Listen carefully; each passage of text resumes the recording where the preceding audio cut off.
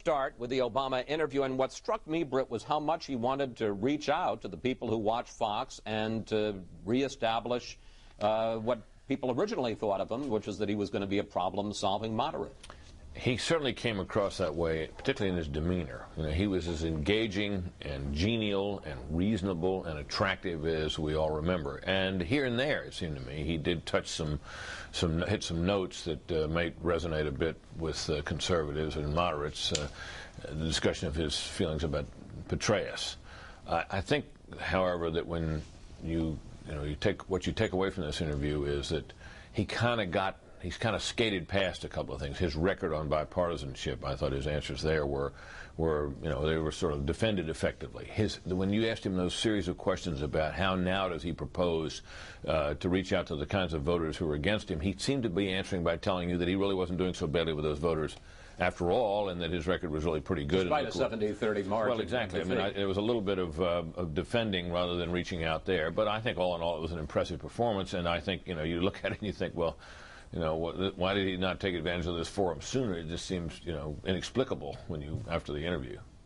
Yeah, I mean, Hillary Clinton has been reaching out to those voters for some time, and I think that Barack Obama actually has a case to make to them, but for some reason he hasn't tried hard enough to make it. I mean, he did say to you that he's confident that during a general election these voters will come home. White working-class Democrats will come home and he'll be able to appeal to them.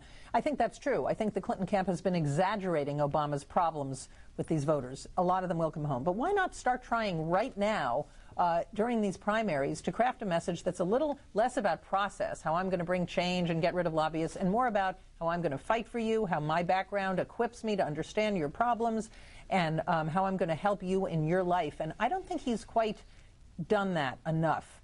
The fact is that right now in this race, Senator Clinton is desperate. She has to win Indiana, or else she's out.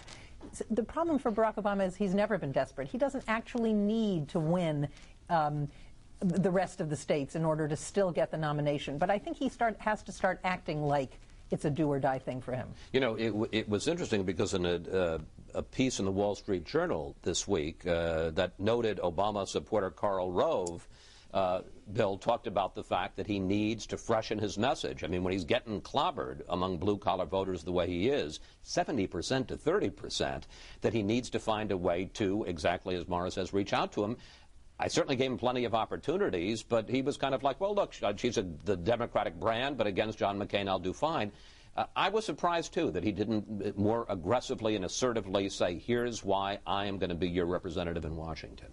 Yeah, it was an eloquent and attractive performance, but pretty substance-free, I would say. I think if you had Hillary Clinton on, and I hope we do have her on again soon, for 36 minutes, she would give you lots of particular reasons why she should be president of the United States and John McCain shouldn't, or even why Barack Obama shouldn't. And they would have to do with tax policy and health care and foreign policy and the like.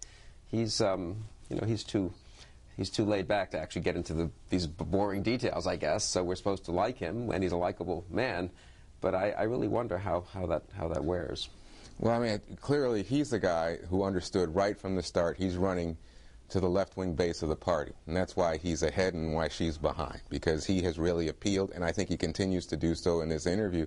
I think the goal of the interview, the decision to come on Fox, had to do with a desire to somehow make amends with that white constituency in the Democratic Party, the so-called Reagan Democrats. But again, he just said, you know what, it'll come. Don't forget Iowa. Don't forget Wisconsin. Don't forget places where whites have voted for him. But I don't think he comes back to the specifics of the Reagan Democrats, people who are conservative and who live in states where there are large populations of black voters, where there are racial tensions. And those are states where he doesn't perform as well.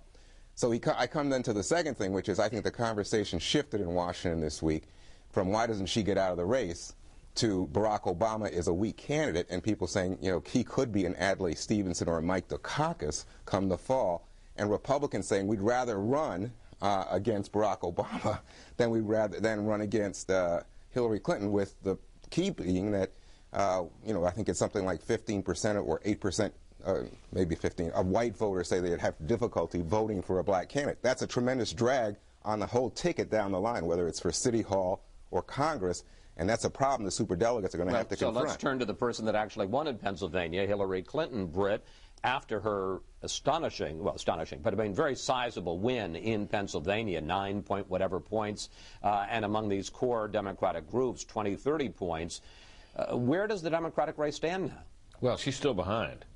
And she faces a more daunting challenge ahead, and I mean, obviously nobody expects her to win North Carolina, which has emerged now as a pretty big state, which would allow Obama to make up some of the ground he lost in the popular vote and also add to his delegate lead, which is going to be difficult, if not impossible, for her to overcome. But on sheer doggedness, she certainly gets some points here. I mean, this is an amazing. I mean, she's hanging in there. Apparently, she's about out of money, or at least they're in debt to some extent. And Obama's, of course, flush with cash. So she has, it gets harder and harder for her every time. Even after Pennsylvania, I think, you look ahead, it's still harder. So, she's got to draw to an inside straight about 3 times in a row here in order to pull this out. But it's not impossible. And there's always this X factor, that Obama could stumble in a way that nobody could have imagined before Reverend Wright, and no one would have imagined before the unfortunate San Francisco comments. A couple more of those, and it's not impossible. Suddenly the superdelegates might have a real reason to say, wait a minute, this guy's going to appeal only to African Americans and lace-cuff liberals, and we can't afford to nominate him. It sounds like Reverend Wright's working for her, doesn't it? I mean, I don't know why he's out there. I mean, it's like there's a theory out there somehow he wants Barack Obama to lose so it'll confirm his view that whites won't vote for a black president. But it just makes no sense that he keeps coming out and damaging Barack Obama. I know, but he doesn't. It's very clear to me that Reverend Wright does not exist for the purpose of supporting the presidential campaign of Barack Obama. He has his own reputation to defend, his own belief in the good work that he and his parish have done out there, which are real things. So, it's kind of hard to blame a guy for defending himself. But, Mara, let's go back to Hillary Clinton. What is her path to the nomination, and how likely is it now? I think it's not too likely, but she could win she could win Indiana. She could come within single digits of him in North Carolina. She could win Oregon and Montana. She's expected already to win West Virginia, Kentucky, and Puerto Rico, so those will be more or less discounted. And don't forget, she got a bigger bounce out of Pennsylvania than I think almost was warranted, and I was surprised at that. To call it astonishing, it wasn't astonishing. She was always ahead. People were talking about a 15, 17-point win at one point. She came in right around the number where. But you don't think, Bill, that her winning among Catholics, 70 to 30 astonishing. She did households? It in Ohio. He's ahead. Primary voters usually like to finish the deal and sort of go with the winner.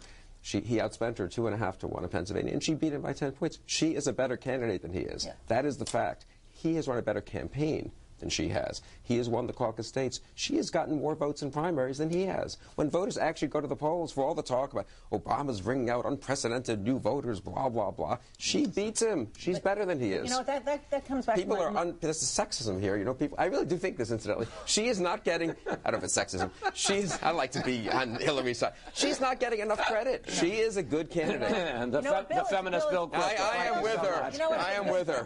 Bill is right on that count, and she has been ill-served by her campaign, and he's been well-served by his campaign. Yeah, I suppose. But I do think going forward, he would do well to take at least one page out of her book, which is she fights like crazy. He can still be cool and calm and collected and still fight like crazy, and act as if this is do or die for him, because I think Indiana, if he doesn't win Indiana, he will not be dead, but he will really be damaged.